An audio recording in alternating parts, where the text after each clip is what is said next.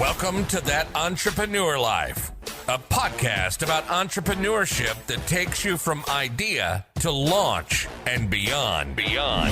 Each week, your hosts, Andrew Lees and Clint McPherson, discuss different business topics aimed at adding value to any entrepreneur's journey. All right, welcome back everyone to another episode of That Entrepreneur Life. I'm Andrew Lees, and as always, I'm here with Clint McPherson, my co-host, and I couldn't be more stoked to continue this journey as we bring in and interview high-value individuals that are well-respected within their respective industries and as entrepreneurs. With that said, I'm going to kick it back to you, Clint, and introduce our special guest. And with that said, guys, get ready. Buckle your seatbelts, right? Let's introduce our special guest, U.S. Navy veteran Sebastian Hernandez. He is now an international self-mastery coach and global entrepreneur that empowers individuals, including myself. He just does it around the world to help you align, design, and create a passionate, balanced life worth living. Sebastian mentors and supports individuals from all walks of life to align with their best self and identify with clarity the areas that matter most to them, promoting self-discovery that drives specific actions that break through their limiting beliefs. He helps individuals realize that we, guys, listen to that. That's important. We design, create, and live a fulfilled lifestyle on our own terms. Sebastian's commitment to bringing out the best in you while holding safe space is what truly makes Sebastian a dynamic speaker, a mentor, and friend. Welcome to the show, brother. Thank you, Clint. How you guys doing? I'll tell you what, it's an honor to be on here with you guys. Thank you for this opportunity, and I look forward to engaging in a very interesting, powerful conversation that I hope that by the end of this conversation, right, because that's really what it is, not only the listeners but ourselves, really, we get to take on and implement these actions so that we can be in alignment with our highest self and we can be making the difference and impact that we're committed to doing, right? So I'm looking forward to it. No doubt. Start it. Absolutely. That's awesome. Yeah, you're bringing some great energy here today, Sebastian, so we're really excited to get this kicked off. Nice. Awesome. Yeah. So before we dive into your 6 strategies for an expansive life, I think it's important for our listeners to hear directly from you on where it all started and why you left the suit, tie, and the corporate environment back in 2015. Yeah, great question. So actually, all right. So what happened? I was living a life that tie, suit, dressed up, having meetings, coffee shops, accounting, going over people's finances, helping them budget, helping them track, helping them invest, look at the proper life insurance possibilities, and just an overall financial services. And I enjoyed it, right? I got to a point where I actually started to build my branch. I build my associates. So I had a whole agency that I was starting to really build and grow. But in the process of it, yeah, it looked great from the outside, right? It looked like I was happy. It looked like I was going after my goals and my dreams. And it looked like I was making an impact in a way that really fulfilled me. However, it didn't. For some reason, one way, shape, or another, I felt like that's not what I was created for. I wasn't destined to sit there and go over people's finances. While I do believe it's important and I valued the work, I knew I was meant to do something far greater than that. And I wasn't willing to just wait to see what may happen, right? So I think there was a point in my life where I remember I was at a seminar, and the main speaker, he goes on stage and he goes, "You guys, I'm going to tell you something that most of the leadership here are not going to approve of, but I don't care. I'm going to say it anyway. The reason most of you will never fulfill on what's truly important to you is because you're more excited to wear somebody else's jersey than to wear your own." Yeah. When I heard that, I was like, wow, I've been promoting everybody else, but what about me? Who is me? What do I want? What do I care about? Who is Sebastian and what is he capable of? And that was when it really hit me, like, I don't know. And I'm willing to do whatever it takes to figure that out. Like, I'm not willing to stay another day living, trying to pretend like I have it figured out when I don't. And so let's figure that out. And so that's when my journey started, of really uncovering the 3 fundamental questions that led to this whole journey back in 2015, which was, who am I? Like, really, who am I? Who am I on the totality? Not just the great, the good, the awesome, what Sebastian shows, but what about the bad? The things that I keep in my closet, the skeletons in the closet, the things I don't want nobody to know about, the things I didn't fully appreciate or understand or accept or acknowledge, right? To fully encompass who am I in everything, right? And being able to fully accept that. Then it was, well, now that I know who that is, or once I know who that is, well, then the next question is, well, what is my purpose? Like, what do I now direct all of that passion, all of that energy towards what, to do what, right? It's why I asked the question, what are you dying for? Like, what's worth living for? But you have to know, what are you willing to die for? Like, what are you willing to die for, right? And that all of a sudden opens up this whole sense of direction, of focus, of alignment, of like, this is what I want my life to be about. And I'm willing to die in the process of fulfilling that vision, that dream. And if I die in the process of achieving that vision, then I die fulfilled, even if it didn't get fulfilled. You see that? That's interesting. Yeah. So you're comfortable every day with what you're doing and how much progress you're making, right? So even if you don't get, because there really is no winning, there's the infinite game, the theory of the infinite game. And we're all, even though it's, we really are living a finite game, like for our own lives, but still you got to think about everything as being played out on a much larger scale, on a much larger timeline. So that's really interesting, where if you can kind of come to grips and be happy with yourself and your decisions on a daily basis, then you always feel fulfilled. Well, the question is, are you on track? Right? Are you on track? Well, I think even before then, it's, well, am I on track on the right path, on my path, on what really matters to me, right? Because it's like, well, if I know what the end result is, and I know that every day I'm on that path towards there, then I can relax into knowing that it's inevitable that I will achieve it. Yeah. There's no of this whole syndrome of destination syndrome, that I'll be happy and fulfilled once I get there. Yeah. Yeah. No. I'm fulfilled now because I know it will happen. And so I'm fulfilled because this is what I have to do to get there, regardless of the situation, regardless of how chaotic, how stressful, how straight up terrifying it can be. All of a sudden, this is part of what needs to happen. Part of the journey. Yeah. And without that, it's, you can't get to where you want to go. Yeah. You can get caught up in the stress and the anxiety and the confusion of the whole thing, right? And then the last question is, well, what is your worth, right? Because now that you know what your life is about, then you can focus and direct that, right? But then the question is, well, then how do you make a living, though? You see, this is the real question where a lot of times entrepreneurs get stuck. They're like, great, I know who I am, yes, and I'm doing what I love, yes, but I don't have enough to pay the bills. Right. That's important. I mean, at the end of the day. Exactly, it is, right? And so, and I think that we get caught up in thinking that the only way to do that is with money. Well, not necessarily. That's before there was money, there was barter, right? The exchange. And so therefore, the question then relies on, well, what are the skills that I can exchange? Right. Right. And then how can I compound those skills, block them in, group them, and then call that a service? And that service I can now exchange for something in exchange, whether it's money, but now I know what my value is that I can exchange to obtain other goods and services. You see, now that's what gives you the lifestyle, or at least the ability to create that lifestyle. But it was never about making money. This whole journey was never about making money. About first discovering who you are so that you can be okay with who you are, regardless of what anything happens. 2, you now have a direction. You now have a sense of fulfillment, something that fills you up knowing that you're doing. And 3, you're getting paid for this? What?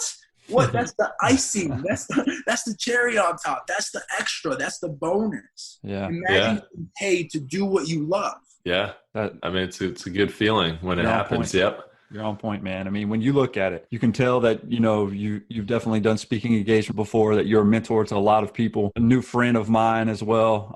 And before you develop the 6 strategies, man, and for an expansive life, I know you just answered the 3 fundamental questions, or helped everybody kind of understand those and frame them, right? Who are you? What is your purpose? And what is your worth? And guys, if you're not hearing what he's saying right now, it is straight fire. I'm telling you, like, if you can answer those 3 questions, I mean, it will take you in a different direction, right? If you're lost, if whatever's going on, just listen to what he's saying, because I just want you to tell our listeners how important that foundation is to you, and how important if they can just understand, because those questions are just basic when you look at it, right? But at the end of the day, it's so hard for us to answer those questions internally too, because like you said, when you were on that conference, or whenever you went to that seminar or whatever it was, like you're wearing somebody else's jersey, right? Like Kobe, Jordan, whoever it is, and you heard that and your mind was blown. So just give our listeners just a little more of an explanation of how important that is, because I just want you to reiterate basically what you just said in a shorter form. Man.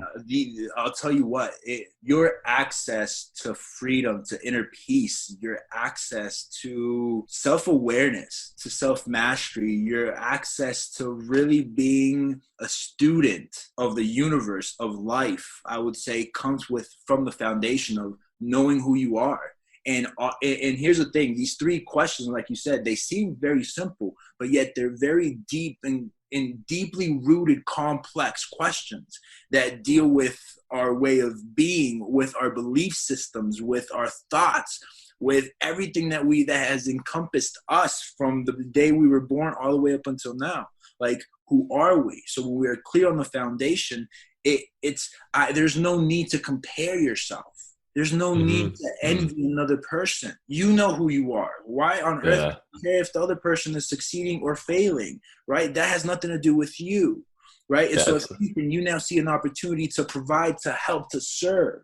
But there's no need for the ego to feel the need to outshine others, the need to portray something that you're not, because you've learned to just fully accept that you are who you are. And when you've learned to master these three things, all of a sudden there's a whole new level of compassion, because you get that you're human and that you got all types of emotions, from anger, sad, depression, shame, to joy, excitement, pleasure, nirvana. And we have all of those emotions. The question is, where are we? And when we can relate that in ourselves, then we have a chance to relate to our fellow brother, to our fellow sister.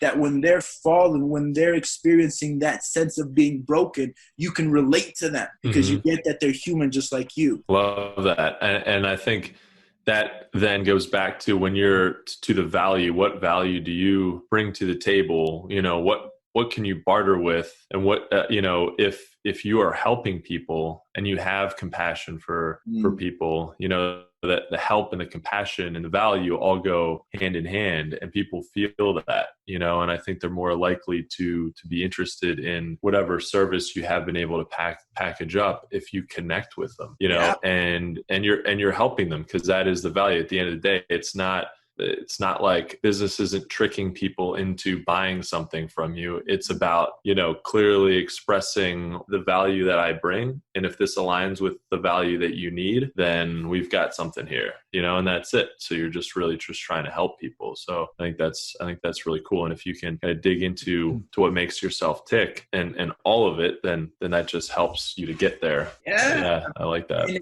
it's your uniqueness. You see, here's the thing that gets sold. It's your uniqueness. You see, we get so caught up on trying to copycat what everybody else is doing, right? I've never been, and this goes against a lot of great professionals that talk about this, but I've never been against the whole just copy the system. Why reinvent the wheel? Me personally, I say bullshit to that. I want to create something that's never been done before. Why recreate something that's already been done? Great minds have already put that together. So now I want to use my mind or my access to creativity to create something that's never been done before, right? And so therefore, but how do you do that? You must fully embrace your uniqueness. You see, you bring something to the table that nobody else brings. You have something that nobody else has. The way you've experienced life, the way you've taken decisions, the choices you've made have got you here. And therefore, you've taken up skill sets and experiences that nobody else can come close to experiencing the same exact way as you. That makes you unique. So when you can now fully embrace and self-express that uniqueness, now you have something that's unique to you, that's valuable to you, that you can now provide as a service. That's unique to you. Yeah, awesome, man. That's really cool. Andrew, man, we're gonna have to let him just dive right in, because I can't take it anymore, man. I sat with him last week and let him get into these 6 power strategies. I'm telling you, he's gonna blow your mind the way he approaches this. So Sebastian, with that said, man, we have a couple more questions when or weave at probably towards the end of the episode, but I don't even want to get into those right now. I mean, I know those are important to us in our show, but at the end of the day, man, I want to hear these 6 powerful strategies for an expansive life. Let's dig right in, man. The floor is yours, brother. All right. Perfect. So thank you for this floor. First strategy number 1 is identifying your highest self. Right. And so when we relate it to identifying your highest self, I know a lot of people have talked about this and they kind of share about it. Right. And it's all about being your best self. Right. But when I talk about it, I want to be a little bit more specific. Right. And when I talk about that, we have now science to back us up when we use quantum physics. So if we are to look into the future, quantum physics now demonstrates that there are literally an infinite amount of possibilities. Now, inside that infinite amount of possibilities, literally anything is possible. So with that being said, then out there into the future, there's a version of you that has already achieved everything you've ever desired, you've ever wished for, you've ever dreamed of, like all of your success stories, everything fully accomplished. My question to you would be, would you be able to describe that version of you in his completeness? Everything. His Mondays, his Tuesdays, his morning routine, his evening routine, his schedule, his mindset, the way he dresses, where he goes to work, how he works, where does he go on the first quarter of the year, where does he go on the third quarter, like fully envisioning and embodying, but more importantly, visualizing who this individual is, right? And now you would say, well, what are your thoughts about that? That right there. We've talked about that before, right? Or me. Yeah. Let's hear it from Andrew, because Andrew. from Andrew's side, it's like just identifying that is powerful, man. Yeah, that really is. And I think we all think about, like, I've definitely thought about what that would be, but sort of, you know, what my future self would be, but maybe bits and pieces, not the whole thing, you know? Yeah. So I think that's really cool. And I mean, I do think, so I will say this, there's some days when I'm like, I am, you know, I feel fully confident that first of all, that I'm going to get to where I'm trying to go to, especially in business, and that it's, you know, just a matter of time. I'm on the right path, and that I am, you know, perfectly like living the exact version of myself that I want to see in the future. Yeah. So that's pretty cool. But then some days, some weeks, you know, it's just like inevitable that I'm like, man, I feel disconnected from that. You know, I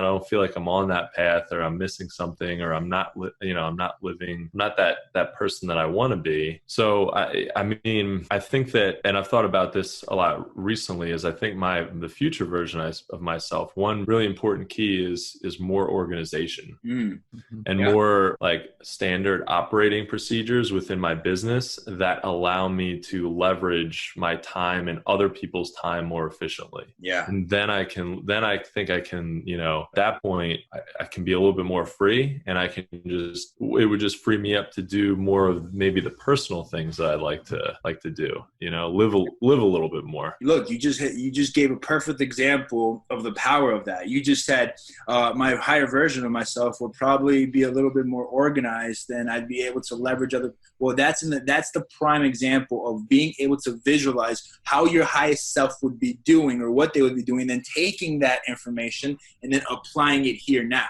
Right. And so that's the process of being able to do that. So, and kind of like what you said, we've thought about it and we have glimpses and pieces of there, but to actually sit down and just write him out completely. And so one of the other things that I tell a lot of my clients as one of their first homework assignments is that once they've finished written it all out, then they have to actually voice record it, reading it to themselves, their new mantra every morning and every evening. Think about that. You wake up and the first thing you listen to is that highest version of yourself. That's who I am. So that's how you get to wake up to. And then right before you go to bed, that's where you go to bed sleeping. Like you go to bed knowing, yep, that's who I am. And fall asleep, right? Yeah. This is what Napoleon Hill talks about in Think and Grow Rich, auto-programming, auto-suggestion. He talks about this, right? And so now it's literally using the same tools that he's been talking about, but now how do I make it more personalized for myself, right? And so again, the power in identifying your highest self is that you now have a very clear sense of direction as what your life is about. Like like what you're trying to make exist. You now are clear on all about it. Like, this is what I want my life to be about. Like, this is where I want to live, and this is what I want my Mondays to be, right? And so, for instance, I'll give you a personal example for me. I've created multiple coaching programs, but in the process, every time I realized this isn't going to be sustainable. I can't see myself doing this for the rest of my life, right? So I was like, no, how can I create it so that I have a lifestyle so that I can inevitably live it, it's fulfilling, and I still get everything done that needs to get done, right? And so it's literally a structure, but you need to be clear on what that even is, right? And so that's strategy number one. It's what is my highest self? What would that even look like? Yeah. Strategy number two is a very important aspect. It's where the first one is easy. We've all heard about it, right? That's like dream board, right? Creating your dream board, right? We've all heard of that. Second strategy is now, how do I make sure that my alignments and my belief system are actually in alignment with that vision of myself? You see, because here's the thing. You can wish it, you can dream it, you can want it all you want. But if you don't truly believe it, it don't matter. Fact. Right? Like, you can go to shamans, you can have crystal readings, you can have your oracle cards, you can have it all. But if you don't believe it, it won't happen. And usually what stops us from believing are the anchors, the programming that we've had throughout our life. Things that have happened that has made us believe that this is the way life is. And that's just the way life is. How? Because I know from experience. And what experience? The experience you had when you were little, when something happened and all of a sudden you made a decision based off that moment. How many of those moments do we have throughout our entire life that we've made decisions about how we're going to be here moving forward because we don't want that situation to happen again? And it's that thing that stops us from actually allowing the big blessings to come in because we're stuck in a way of, nope, this is how it's supposed to be, right? So our belief system get in the way of our actual success. So we have to be able to identify that. What are they? Where are my traumas? Where are my pains? Where do I not believe I can actually succeed? And that's what I call the inner work, right? Some people call that spiritual work, right? It's not comfortable. It's not comfortable at all. No doubt. But it's required to step into your greatness. It really is. Right? And so that's strategy number two. Once you begin to do that work, then we now start taking it into a more tangible aspect where we take the vision, we take our thoughts, and then we start putting them into actions. And the way we do that is by identifying our highest leveraged actions. Now, I'm sure you can agree with me that not all actions produce the same type of result. Yes?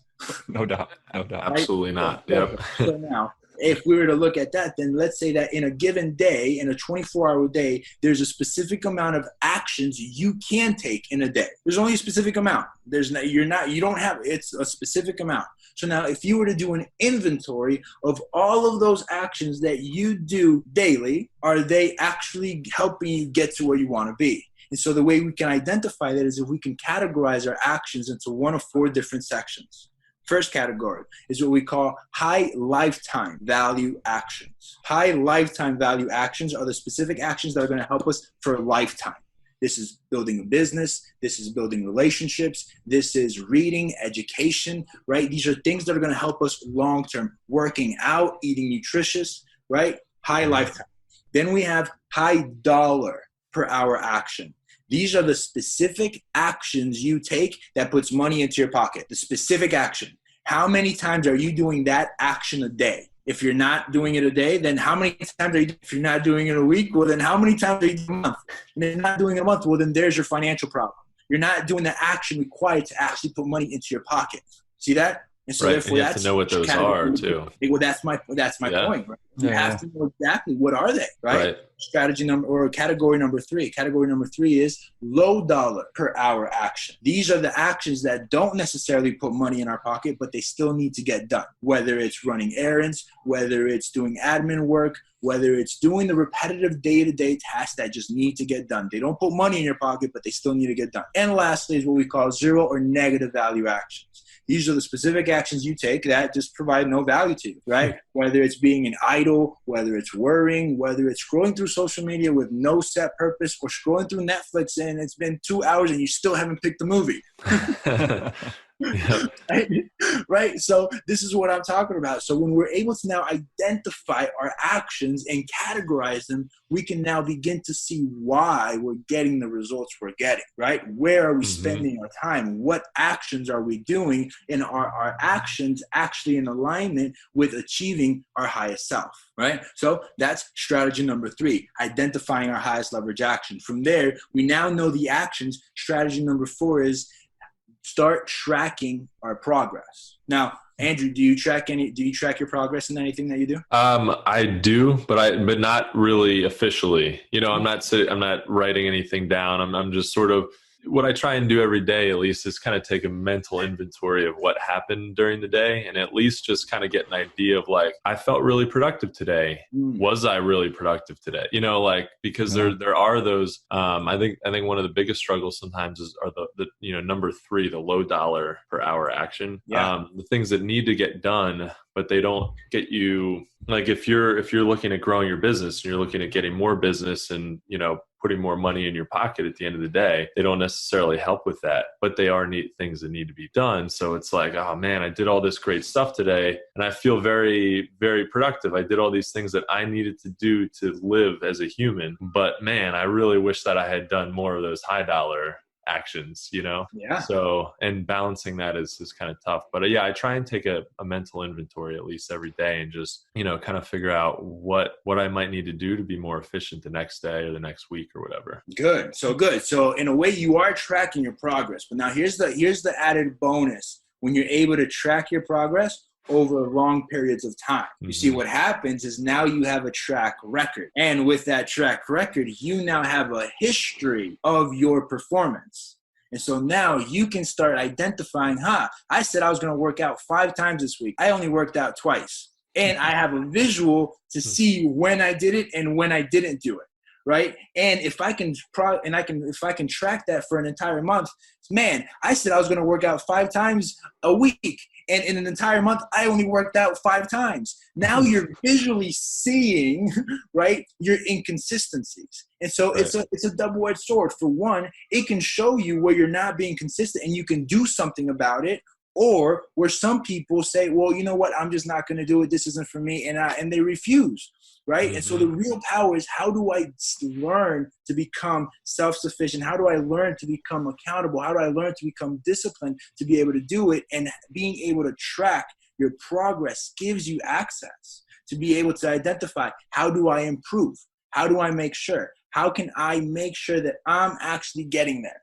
And it's by visually seeing yourself doing it, tracking your progress. And I'll tell you what, guys, you feel so much better.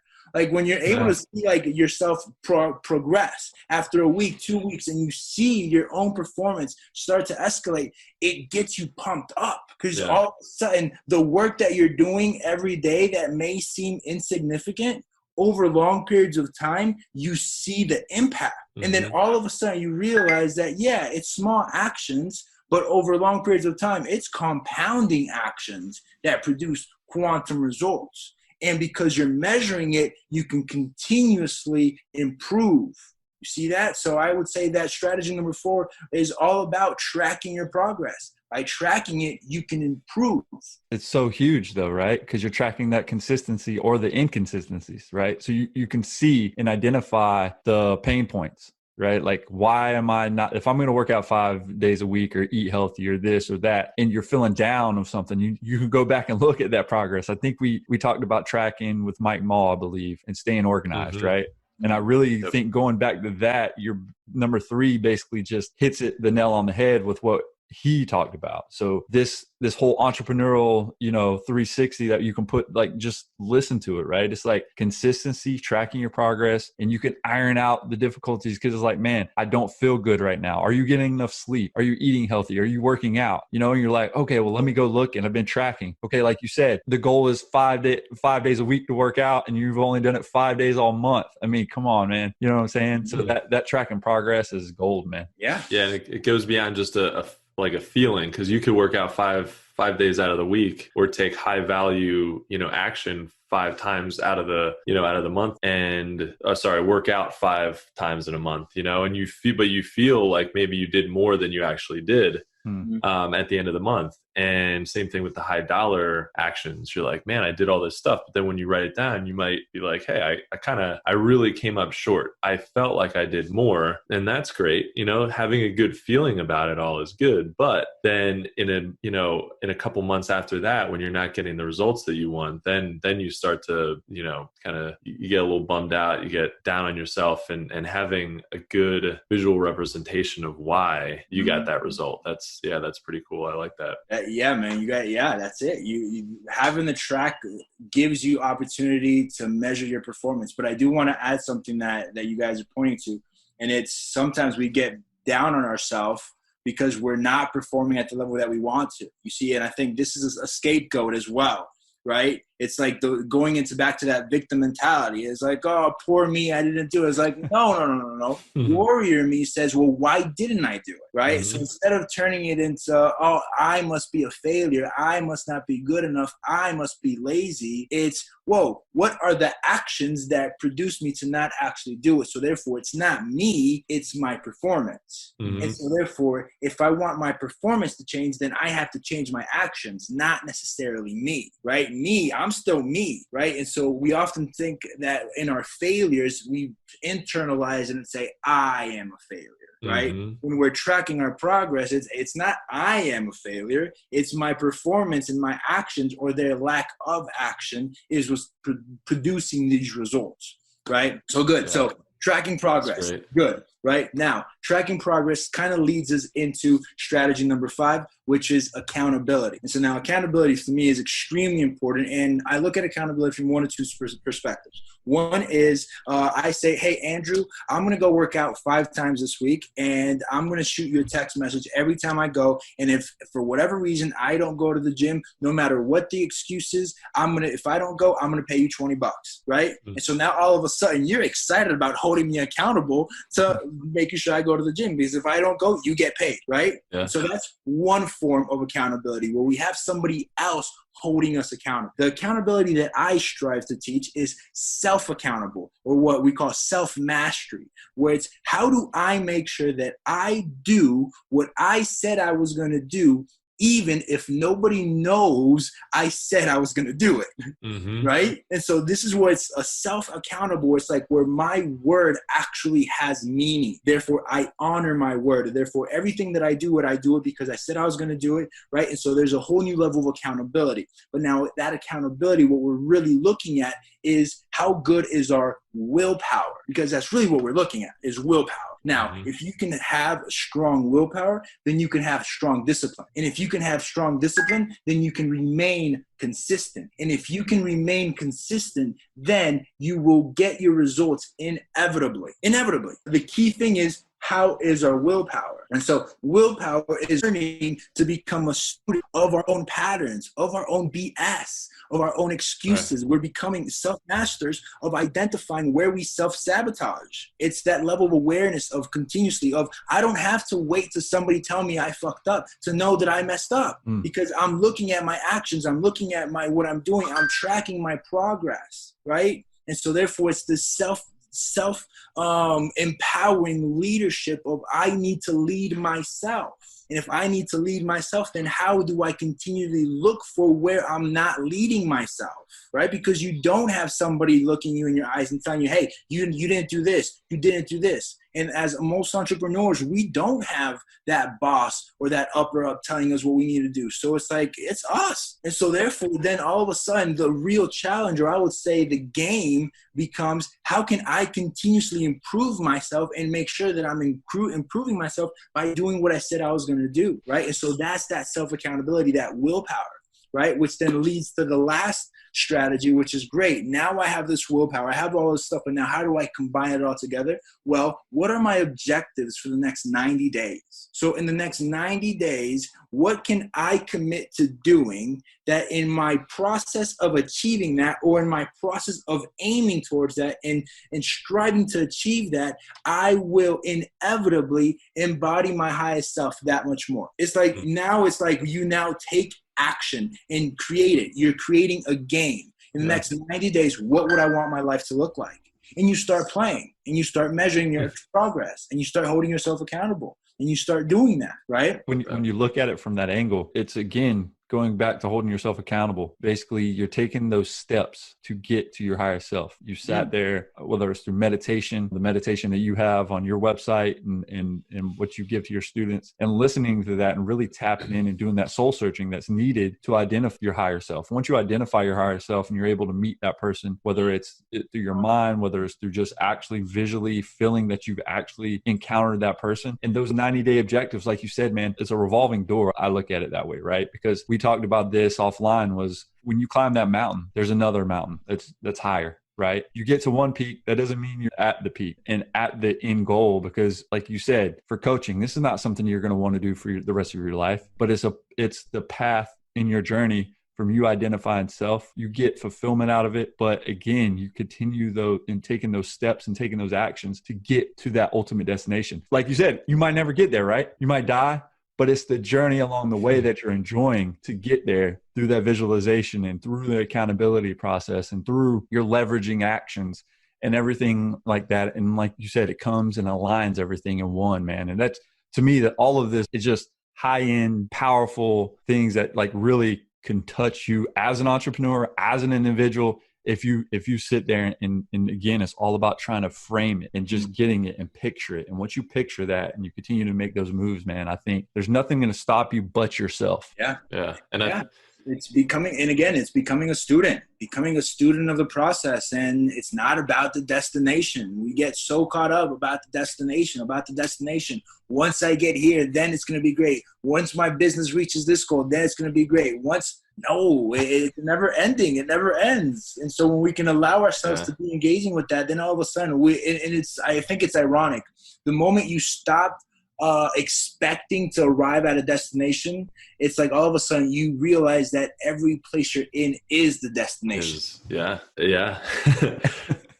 I've talked with a bunch of people recently about ambition and how it can hold you back. I think, at least I feel like that, because I just thought about it because you were talking about, thinking about the destination and obsessing over the destination. To me, there's ambition is necessary, but it can also kind of be closely tied to wanting to be at the destination before you've even done anything. And so, I think I feel sometimes like my ambition can actually hold me back if I don't control it. If I don't take a step back and, and practice the willpower and discipline and consistency, because the ambition kind of skips over that sometimes. You get so excited about things and you're like, you get anxious and you want things to be accomplished tomorrow, and that's just not how almost anything gets accomplished. There's a few things where you get it done and you're like, oh wow, I had this huge result within 24 hours.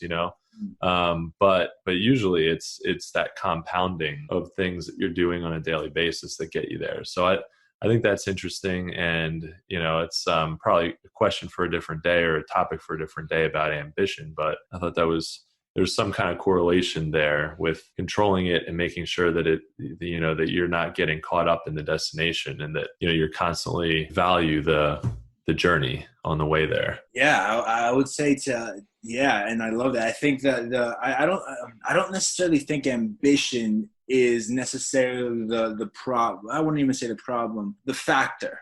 I would say the expectation behind right? And so I believe that there's a distinction that I love, that I use daily, and it's the difference between an expectation and an intention. So this distinction to me literally altered the way I related to things once I realized that I had a lot of expectations and my life was constantly being disappointed. And I was just like, man, why? Well, then I realized, 95% of all the expectations I've had ended up in a disappointment. And so I realized, why? Why can't people just follow, just lead up to up to my expectations? And then I realized, I'm like, wow, that's very egotistical. You're like, wow, I have a very strong or a very bloated sense of myself or something. Yeah, right. And so, but then the thing though, it's not about expecting, but rather intending. You see, when we can shift the expectation where it's not, I don't expect you to be any way. I don't expect you to do anything, but I do have intentions. And with an intention, that's my responsibility to make that intention happen. I'm not expecting it to happen. I am intending it to happen. And so it takes the frame from sitting down waiting for something to happen to us to all of a sudden taking the captaincy and saying, I want it to happen, I'm going to do it. And if it doesn't happen, I'm not attached, but that means I must have not done something to make it happen, so I have to continue to work towards it. But then all of a sudden it takes away this idea that it needs to be a specific way by a specific time. Nope, I let go. It's letting go of the expectation and attaching myself to the intention, or aligning myself, I would say, with the intention. And the intention is, this is what I want. This is what I want. And this is what I'm doing to make it happen. And if it doesn't happen, then it's in my responsibility or action to continuously try to make it happen with no expectation of when, right? But then I like that. The driving force of making things happen versus the stop, hold, expecting things to happen, didn't go my way, and now I'm going to be upset about it, right? And disappointed. Yeah, because there's so many times on a daily basis even that, you know, there's some days everything seems to fall into place and it's magical, and you're like, how does this not happen all the time? It seems so simple, it seems so easy, you know, that like the things that I've done feel, you know, they feel on point. They feel like everything is, I meant to do it and I got the result that I was looking for, and everybody else seems to be, you know, that I'm working with seems to be working in harmony. But then that's just not how it goes all the time, or most of the time, really. So in one little setback can get you totally derailed if, like you said, you're expecting something. Yeah, it's the moment I let go of expectations, my inner peace quadrupled. Yeah, it's like, oh, well, that didn't go as planned. Well, all right, well, that didn't go as planned. All right, well, then what can I do about it, right? It's like, all right, well, then what can I do about it? There's nothing I can do about it? All right, well, then why am I going to sit here and complain about it or whine about it or continue to hold on to something I can't do anything about,